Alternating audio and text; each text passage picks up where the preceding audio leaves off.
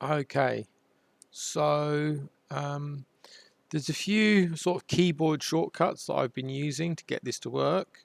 So holding down Shift to make points, holding down R, single click, second click to make polygons, right clicking to click inside different polygons. Now there's obviously a little bit of a bug in here when I've got one polygon overlapping another polygon, but hopefully we won't have that happen. I'll have to fix that. I wasn't sure how I was going to handle that, but and then yeah, we've got keyboard shortcuts to zoom in and out, F3 and F4, and then we've got to navigate through the images. We've got F1 and F2 to go through the pages. You notice that it sort of disappears off the pages unless they're saved, but you can see that one that we saved, they're there because they're attached. When we save it, it writes out that JSON file and then it actually attaches them back onto the images. Like I say, there is still a bit of work to do on that app, but it's getting to the point where we can start to use it, and then we'll kind of iron out the bugs and the issues and make sure that it's kind of operating exactly how we need it to. And make it better. So for instance, we've got tag type and it's just a text entry field.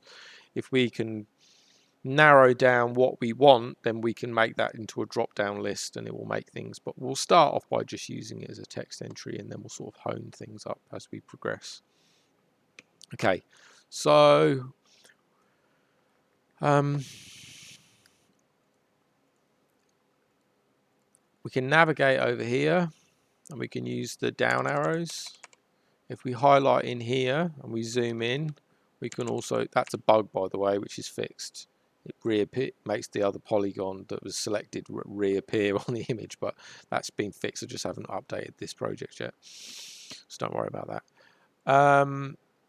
When you've zoomed in, you can then use that, and you've selected inside this box, you can then use the cursor arrows to navigate around the window. So we can really zoom in and see what's going on basically. And then we'll be able to tag bits of the text. So I know some of the guys, like reading through the reports is not the easiest for them. Everybody's got strengths and weaknesses. So we're going to make sure that we sort of work together to make sure that we get everything right. So where there's assay lab details and stuff like that, we'll be able to hold down R and highlight that stuff in the text, put a tag on it. We just save it, highlight it, and then we could say this is surface sample metadata, where they're discussing the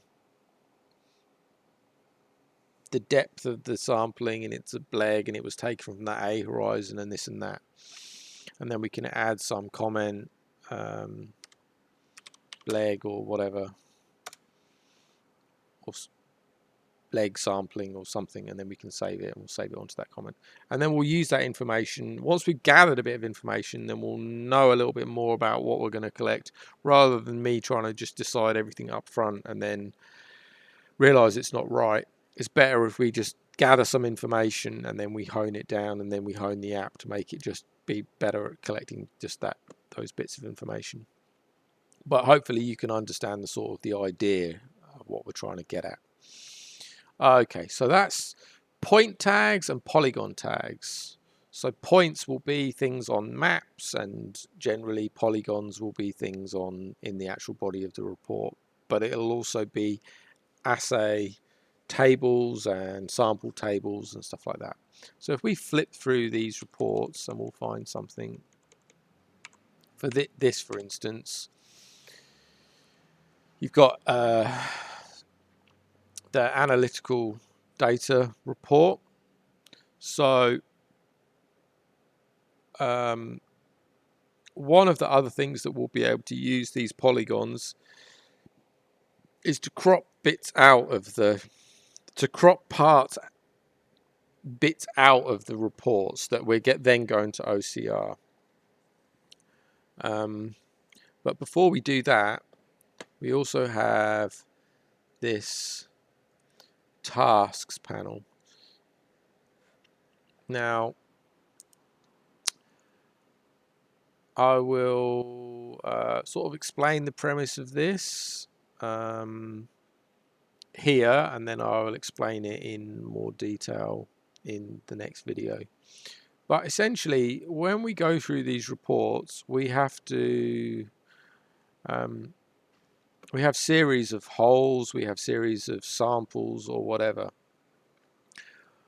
And what we've been doing at the moment is we've basically just been jumping in and extracting the information from the reports, like just jumping in. But the mistake that we've made is that we didn't organize the data spatially. We organized it by companies. So that's good, but it's not the only part of the hierarchy that we should be using to organize how we process the reports. We need to go in and tag all of the tenements that are in the reports, and then we need to use the date of the reports to go back to the oldest reports, and then be very cognizant of, very aware of the order in which the reports were gathered, and then how they overlap with one another. I'm going to pause the video and I'll just show something that will explain that. Okay, so this is the previous tenements that we've been working on. When we first got the reports, we have the tenement shapefiles, and we're going to do this up front before we start working on the next batch of reports. So we'll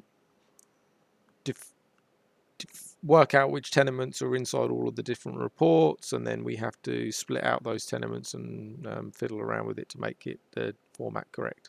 But essentially, we then have a timestamps for the start and end of the reports, and this is just using QGIS to make a little animation.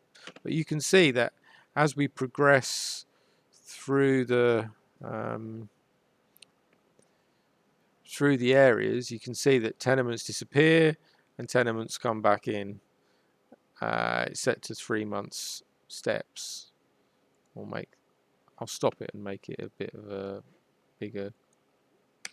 Can make it 1 year. Yeah, let's make it 1 year. But essentially, you can see that as we go along, we have tenements, and then these tenements are obviously overlapping onto those tenements. But by doing this, we can see the area where the data should be existing, and then we'll be able to see, we'll work from the earliest reports, and we'll progress through. And then we'll know that these tenements intersect on the older tenements. So if I turn off that animation for a minute, you can see inside here where all these tenements are overlapping. We should know which data we should have expected to have already seen from the preceding reports and the preceding years, and we're going to work through the reports in that order.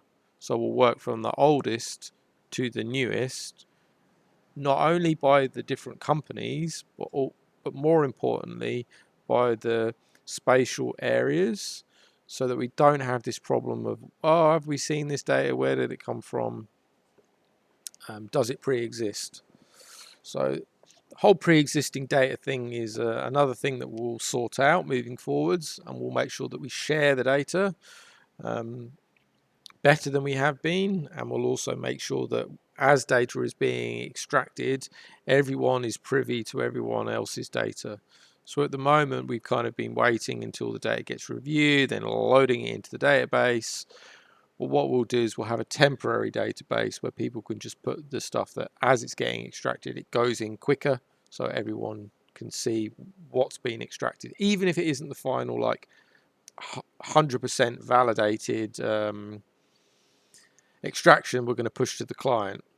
But we all need to be aware of everything that's getting extracted as it's going along. So that's the idea of how we're going to sort of reorganize the data. Bit of a segue, but it's important. Okay, so I'm going to pause the video there, stop the video there, and then I'll make a new video. I'm just going to talk about this tasks thing, this tasks panel that I've got open. Okay.